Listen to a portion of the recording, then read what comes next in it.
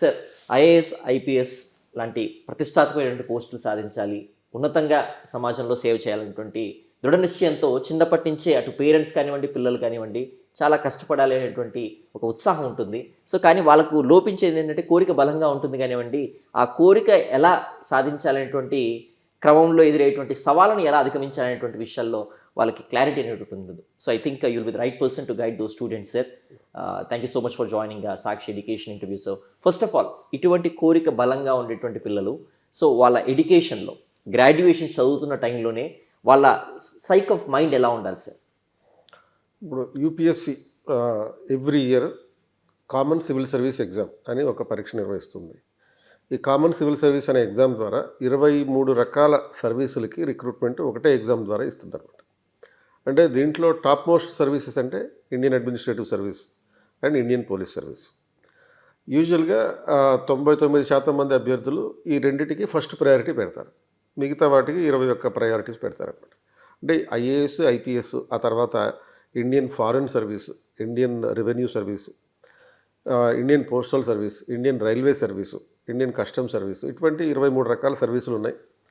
మొదటి 2 all India సర్వీసులు అంటాం, మిగతా 21 ఏమో సెంట్రల్ సర్వీస్ అంటాం. సో సెంట్రల్ సర్వీస్లో వచ్చిన వాళ్ళు సెంట్రల్ గవర్నమెంట్లో జాబ్ చేస్తారు.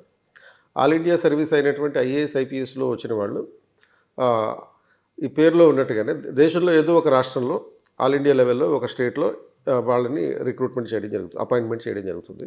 వీళ్ళు కొంతకాలం పాటు మినిమం ఒక 5 ఏళ్ల పాటు సెంట్రల్ గవర్నమెంట్లో కూడా పనిచేయాలి. మళ్ళీ సెంట్రల్ గవర్నమెంట్లో 5 ఇయర్ డిప్యుటేషన్ అయిపోయిన తర్వాత స్టేట్కి వచ్చేయాలి. ఐఏఎస్, ఐపీఎస్లకు మాత్రమే అది ఉంది. సెంట్రల్ సర్వీస్ అభ్యర్థులు మాత్రం కేంద్రంలో సెంట్రల్ గవర్నమెంట్ డిపార్ట్మెంట్స్లో దేశం మొత్తం మీద ఎక్కడైనా సరే పనిచేయాల్సి ఉంటుంది. కాశ్మీర్ నుంచి కన్యాకుమారి వరకు ఎక్కడైనా పనిచేయాల్సి ఉంటుంది. సో ఈ సర్వీసెస్ కోసం ప్రిపేర్ అయ్యేటటువంటి అభ్యర్థుల మైండ్ సెట్ ఏ విధంగా ఉండాలి అంటే, first you have to fix your mind in your mind that it will require minimum 2 years preparation. కనీసం 2 సంవత్సరాల పాటు నువ్వు ప్రిపేర్ అవ్వాలి. అంటే ఈ 2 నుంచి 3 సంవత్సరాల పాటు ప్రిపేర్ అవ్వాలి అంటే దానికి కావాల్సింది ఏంటి? Consistency and commitment. ఈ రెండింటిని మైండ్లో పెట్టుకోవాలన్నమాట. అంటే నిరంతరం ప్రిపరేషన్ ఉండాలి, నిబద్ధతతో ప్రిపేర్ కావాలి. అంటే ఒక 2 ఇయర్స్ టు 3 ఇయర్స్ అనే ప్రిపరేషన్ ఎందుకని అంటున్నాం? ఒక 1 ఇయర్ పాటు ఎగ్జామ్ మీద అవగాహన కోసం ప్రిపరేషన్ చేయాలి. సెకండ్ ఇయర్లో ఎగ్జామ్ మీద పట్టు సాధించడం కోసం. థర్డ్ ఇయర్లో ఎగ్జామ్ రాయడం కోసం. ఎందుకంటే ఎగ్జామినేషన్ సైకిల్ అనేది ఒక 1 ఇయర్ పాటు ఉంటుంది. అంటే ఎవ్రీ ఇయర్ ఫిబ్రవరిలో నోటిఫికేషన్ వస్తుంది. మే చివరి ఆదివారం రోజున ప్రిలిమ్స్ ఎగ్జామ్ జరుగుతుంది. సెప్టెంబర్ 3వ వారంలో మెయిన్స్ ఎగ్జామ్ జరుగుతుంది. ఆ తర్వాత సంవత్సరంలో జనవరి నుంచి ఏప్రిల్ మధ్యకాలంలో ఇంటర్వ్యూస్ జరుగుతాయి, ఆర్ పర్సనాలిటీ టెస్ట్ అంటుంది.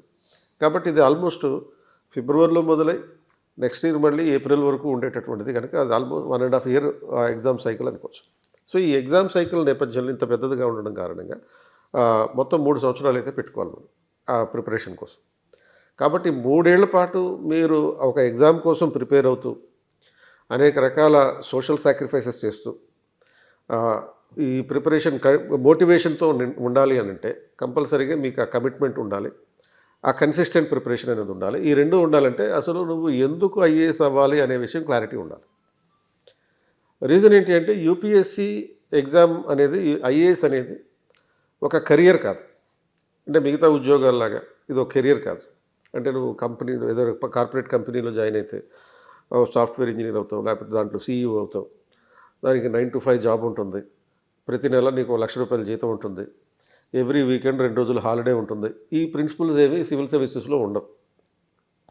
ఒక మనిషి సివిల్ సర్వీస్ ప్రిపేర్ అవుతున్నాడు అని అంటే అతనికి ఉండాల్సినటువంటి అప్రోచ్ కంప్లీట్గా సమాజం పట్ల వేరేగా ఉంటారు. అంటే ఈ 9 to 5 జాబు, నెలకు ₹1,00,000, తర్వాత ప్రతి వీకెండ్లో 2 రోజులు హాలిడే, ఇలాంటి అప్రోచ్ తీసేయాలి first.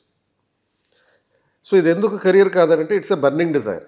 It is a government social service. అంటే ప్రభుత్వంలో ఉంటూ నువ్వు సోషల్ సర్వీస్ చేసేటటువంటి అప్రోచ్. కాబట్టి ఈ ఆస్పిరెంట్స్ ముందు ఆ కమిట్మెంట్ తోటి ఉండాలి. అంటే ఎందుకంటే మనం జీతాలు చూసినా కూడా సివిల్ సర్వెంట్స్కి యూజువల్గా మీరు ర్యాండమ్గా సివిల్ సర్వీస్ ప్రిపేర్ అయ్యేటటువంటి అభ్యర్థులు మన అశోక్ నగర్లోను లేకపోతే ఢిల్లీలో అయితే రాజేంద్ర నగర్లో ఫోకస్ అయి ఉంటారు. ర్యాండమ్గా ఎవరిదో ఒకరి దగ్గరికి వెళ్ళండి, 2 క్వశ్చన్లు అడగండి. నువ్వు సివిల్ సర్వీస్కి ఈ సంవత్సరం అప్లై చేసావా అంటే అప్లై చేశాను అంటాడు అనుకోండి. రెండో క్వశ్చన్ అడగండి అప్పుడు, నీకు ఐఏఎస్కి వచ్చే జీతం ఎంత అని అడగండి. 99% మంది అభ్యర్థులు చెప్పలేరు దాన్ని. జీతం గురించి ఎవడు దీనికి ఈ సివిల్ సర్వీసెస్లోకి రాడు. అంటే ఒక రకంగా చెప్పాలంటే 56,000 100 ఫస్ట్ వచ్చే జీతం.